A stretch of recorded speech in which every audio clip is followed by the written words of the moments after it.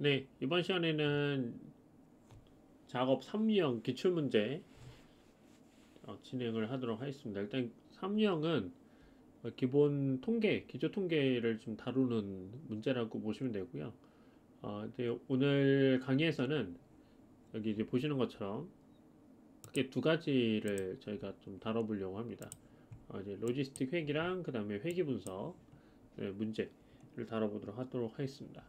일단 이제 두 유형은 사실 굉장히 어, 좀 중요한 그러니까 일본 기초 통계를 배울 때 굉장히 중요한 파트인데 근데 문제가 주어진 거는 일반적으로 회귀계수를 구하는 문제 그 다음에 이제 뭐 오즈비 그 다음에 뭐 예측 결정계수 이런 기본적인 값들을 구하는 것이 주로 문제로 나옵니다. 그렇죠? 답을 써야 되기 때문에 그래서 이제 그런 관점에서 문제가 나오니까 특히 이제 그 어떤 형태로 우리가 메서드들 특히 이제 메서드들이 어떤 메서드 있는지 그 부분을 유의해서 살펴보시면 될 것 같습니다. 네, 먼저 일단 저희 데이터를 이제 불러오도록 할게요. 네, 지금 이제 데이터가 이렇게 정상적으로 지금 불러와져 있는 것을 확인할 수 있습니다. 데이터 출처는 네, 여기 보시는 사이트를 좀 참조를 좀 했고요. 네네, 그래서 이제 우리가 로지스틱 회기를 저희가 이제 불러 작업을 할 겁니다. 네, 먼저 일단 그 결측치 값을 좀 확인을 해가지고 결측치를 좀 처리를 하려고 합니다. 네, 일단 이제 결집값이 있는지 체크를 한번 하기 위해서 다음과 같이 이제 코드를 작성을 하겠습니다.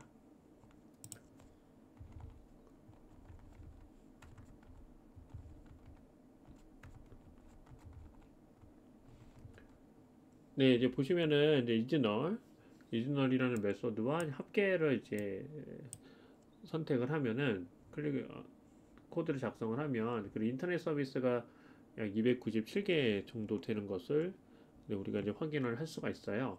네, 이럴 경우에 그러면은 저 부분을 좀 활용을 하기 위해서 어떻게 처리를 할 거냐면 그 missing values로 처리를 할 겁니다. missing 여기 보시면은 대문자로 네, 대문자 missing value 대문자로 처리를 할 거예요.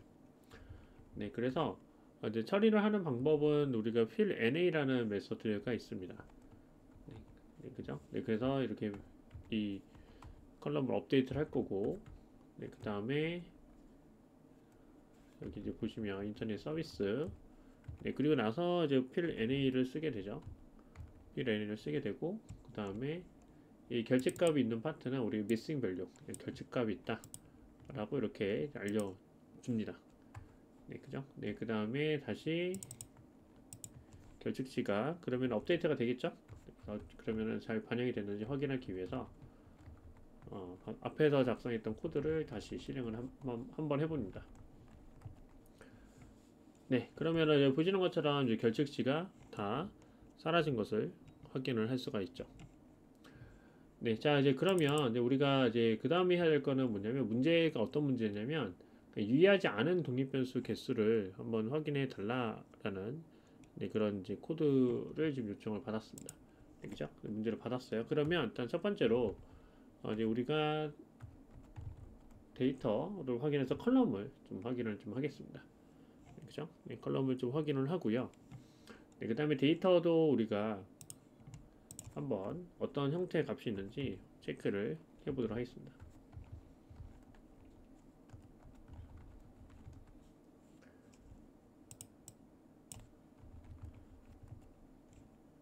네, 자 그러면은 이제 보시면은 이제 커스터머 아이디, 에이지, 뭐 젠더, 그 다음에 먼슬 차지, 뭐 테너, 그 다음에 컨트랙트 여러 가지 종류의 데이터가 있어요. 근데 로지스틱 회계 분석을 쓴다라는 거는 기본적으로 우리가 종속 변수를 어떤 걸로 가져갈 거냐면 이 천이라고 하는 즉 다시 말하면 이탈을 이제 감지하는 이탈을 정리한 천이라는 그런 컬럼이 존재합니다. 그래서 이 컬럼을 바로 우리가 활용할 건데 여기서 이제 하나 이제 포인트는 뭐냐면 이때 이 해당되는 이 천에 대해서 우리가 좀 더 살펴보도록 하겠습니다. 그래서 요거를 우리가 좀 좀 변형을 좀 줄 거예요. 네, 먼저 이제 카운트를 한번 세보면은,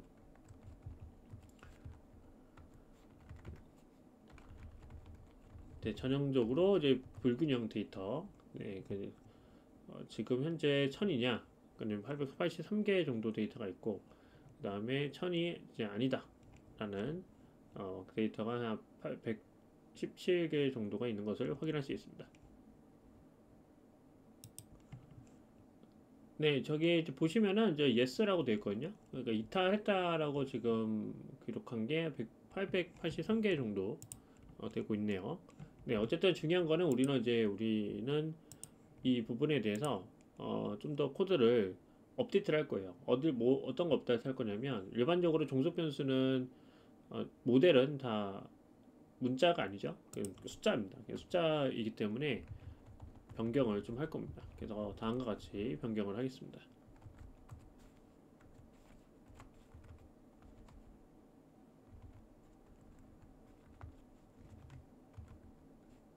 네, 이때 변경을 할 때는 이제 맵이라는 메서드를 쓰게 되고요. 그래서 이제 키값, 딕셔너리 형태로 집어넣게 되는데, 일단 yes일 경우에는 일단 1이라고 표시를 하고요. 그 다음에 no일 때는 0이라고 일단 표시를 합니다. 그죠? 네, 이렇게 표시를 하고, 네, 그 다음에 다시, 네, 이렇게 정보를 제공을 해주면, 네, 그죠? 네, 그러면은, 네, 지금 현재 1로 이렇게 변경이 된 것을 우리가 이제 확인을 할 수가 있죠. 네, 자, 이제 그러면은 그 상태에서 우리가 이제 어떤 것을 할 거냐면, 바로 모델을 만들 거예요, 모델. 이제 모델을 우리가 이제 만들 겁니다. 그럼 다시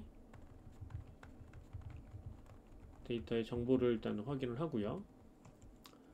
네, 그죠? 네, 그리고 나서 우리가 이 회귀 분석과 관련된 파이썬 라이브러리는 이렇게 스테스 모델스라는 것이 있습니다. 그래서 스테스 모델스 이렇게 타이핑을 하고요. 그 다음에 포뮬러 API, 그 다음에 임포트 로짓을 쓰겠습니다. 로짓을 쓸 거예요. 네, 그리고 나서 이제 우리가 이거를 포뮬러를 하나 만들 겁니다. 포뮬러. 네, 포뮬러 만들 건데, 포뮬러는 이제 다음과 같이 우리가 만들도록 하겠습니다.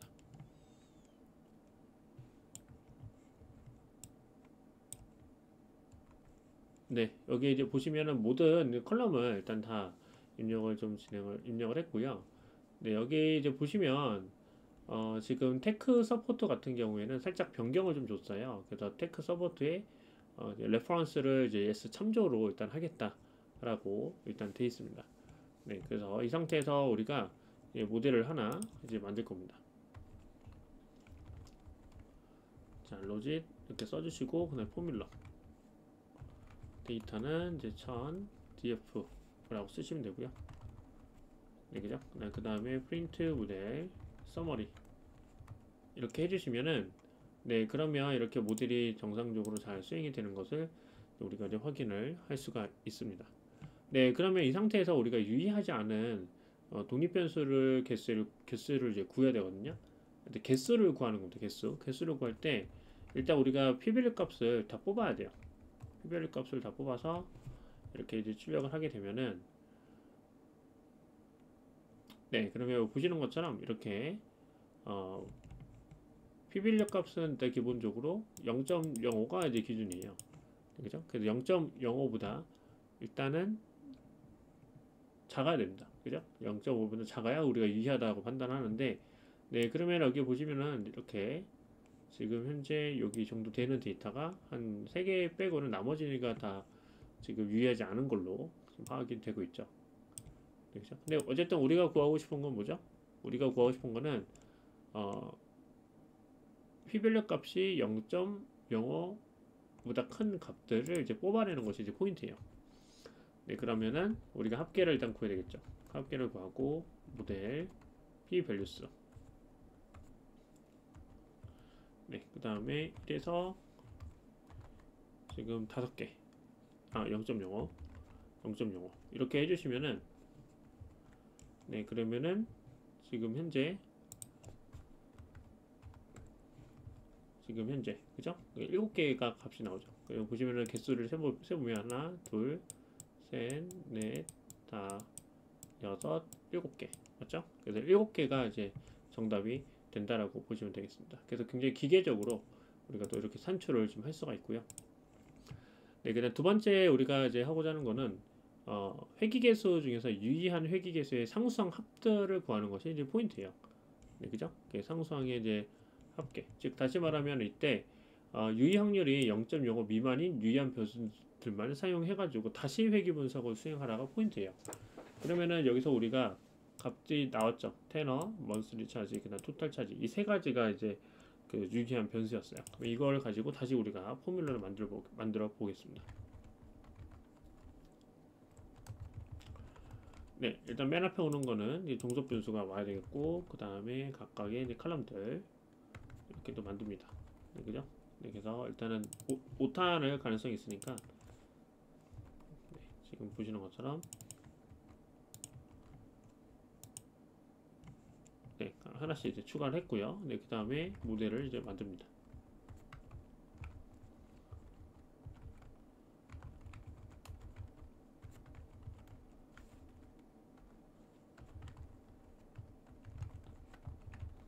자, 다음과 같이 이렇게 모델을 이렇게 이제 만들었어요. 네, 그죠? 네, 이렇게 모델을 만들었고, 네, 그 다음에 이제 우리가 해야 되는 거는 뭐냐면 모델을 만들었으니까 그러면은 우리가 상수항이 포함된 회귀계수를 합계를 한번 구해볼게요. 이때 이 해당되는 이 모델의 내부 변수 중에 메서드 중에 하나가 뭐냐면 파람스라는 것이 있어요. 파람스라는 것이 있습니다. 그러면 이렇게 보이는 것처럼 네, 이렇게 1.701이 이렇게 출력이 됩니다. 이거는 어떻게 나왔냐면은 여기 이제 상수항 포함이니까 여기 있는 이 값을 다 그냥 구했다라고 생각하시면 돼요.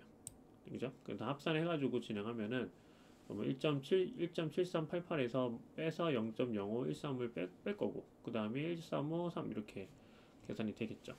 그래서 그 해당되는 값이 이렇게 나온다라고 보시면 되겠습니다. 근데 여기서 이제 여러분들 포인트를 잡으셔야 되는 거는 이 파람스는 뭐예요? 파람스는 이제 개수들을 각각 있는 개수들을 구한다는 것이 포인트고, 네, 그 다음에 앞에서 우리가 봤던 앞문제에서 봤던 PBL 값은 뭐죠? 어떤 우리가 모델을 만들고 나면은 그 하위 메서드들이 어떤 것이 있는지 한번 기억을 하시기를 바랍니다. 네, 그 다음에 이제 오즈비를 이제 구하는 방법입니다. 오즈비를 구하는 방법은 생각보다 그렇게 어려운 개념은 아니에요. 일단은 우리가 로지스틱 회귀 분석은 기본적으로 로그 변환을 취하는 것이 포인트죠. 그죠? 그래서 로지스틱 회귀 분석은 다시 말씀드리면 로그 변환을 합니다. 로그 변환한 그 메서드예요. 그러면은 우리가 로그 변환을 했으면은 다시 원래만큼 값을 이제 구해야 되니까 그럴 경우에는 우리가 이제 그 오즈비를 구하기 위해서 그 지수 변환을 한다라고 생각하시면 돼요. 지수 변환. 자, 그래서 중요한 거는 테너가 변수가 이제 5만큼 증가할 때가 이제 포인트야. 5만큼 증가한다. 5만큼 증가한다는 얘기는 결국 기울기가 이제 그 기울기에다가 5를 곱해준다는 얘기랑 똑같은 얘기입니다. 네, 그래서 어떻게 이제 우리가 써야 되냐면 테너 코F 그다음 모델 파람스 그다음에 테너 네, 이렇게 이제 우리가 계산을 하게 되고요. 네, 그리고 나서 MP, EXP 그 다음에 포인트는 이렇게 이제 만들어주고 그죠? 네, 거기다가 곱하기 5를 해주면 돼요. 그리고 5를 곱한 상태에서 변환을 해주게 되면은 네, 그러면은 0.773이 나오는데 이것도 마찬가지로 세자지수까지 이제 구한다라고 하면은 0.774가 우리가 원하는 답이다라고 보시면 되겠습니다. 네, 자 그래서 다시 한번 우리가 정리를 좀 할게요. 정리를 하겠습니다. 네, 우리가 정리를 해야 되는 거는 바로 우리가 로지스트 회계 모형을 만들었습니다. 네, 그죠? 로지스트 회계를 모형을 만들고 나면 자, 다시 여기 이제 이렇게 만들었죠? 만들면 그 결과를 이제 이 출력표가 나올 거예요. 이 출력표가 나왔을 때 이 파람스가 이제 뭐죠? 앞에 있는 기울기를 얘기를 하는 거고 PBR 값도 우리가 뽑을 수가 있었어요.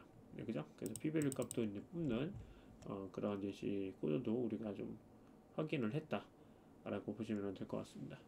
네, 그래서 일단은 회기는 그 로지스틱 회기는 일단은 여기까지 일단 진행을 하고요.